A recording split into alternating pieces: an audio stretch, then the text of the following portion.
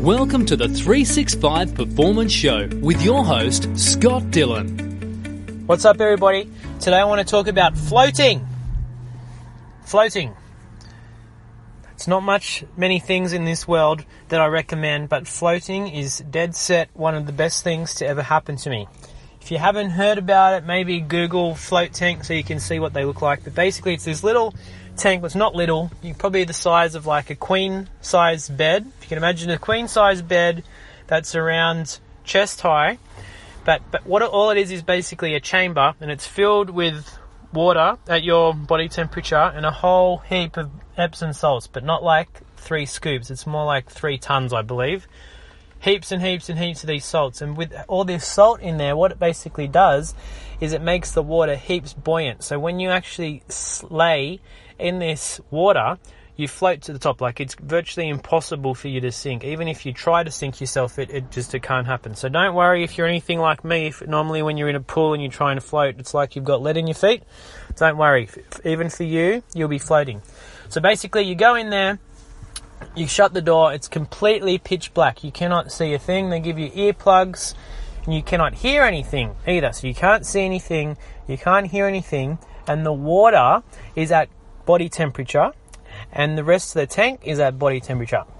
So pretty much, they position it as sensory deprivation, and I don't care, whatever you reckon in regards to that. But I just basically go in there, it goes for an hour, they play some music at the start and at the end once you're new, and you just go in there and you pretty much chill out.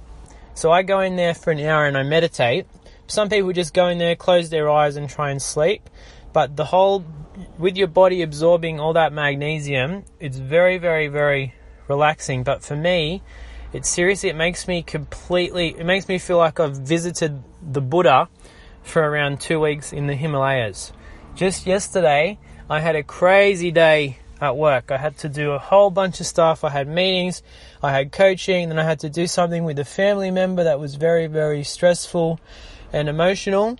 Then I had to come back, do more work, and then something happened that I wasn't expecting, and I was basically like a ticking time bomb. I was there driving back home. I'm like, oh God, I feel terrible. And in the back of my head, I was thinking, oh gosh, I should float. I should think about doing that maybe on the weekend.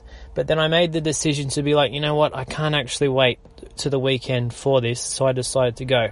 And literally within that 1 hour, just going in there, being by myself, chilling out, and then leaving, all my worries were gone.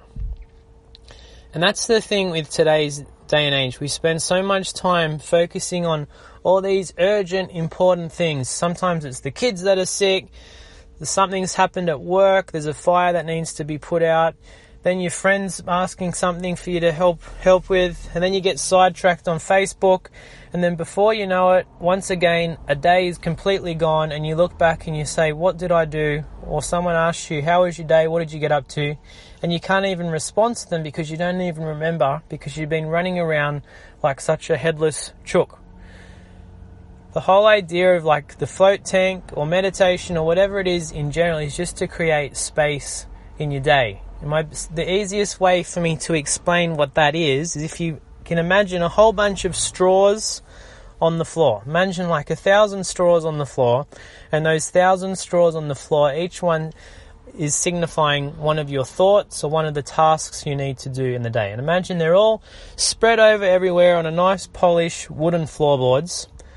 All that meditation does is basically imagine you getting your hands and just moving some of those straws away so you can see a whole circle of the floorboards with nothing else there, no straws around it. And that's just giving yourself time to center your thoughts and not be distracted with the 1,000,001 other things that life demands from you. It's really, I think we're all the same when it comes to we have these fires that we need to put out, and it can feel really overwhelming.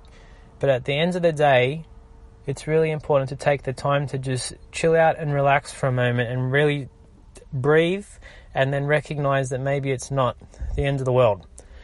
In all seriousness though, if you haven't tried floating, there's 2 places that I know of. There's one called, I don't actually know their name, there's one at Riley Street in King's Cross. That one's a little bit more expensive, and there's also one at Bondi Junction. If you just type in Bondi Junction float, the place will come up. It's really nice there. You just got to book in ahead of time.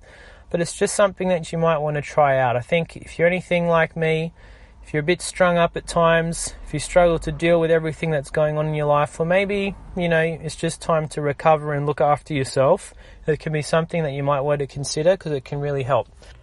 If you do give it a go, please make sure you let me know and let me know how you found it because I'd love to hear. Have a great day and I'll speak to you soon.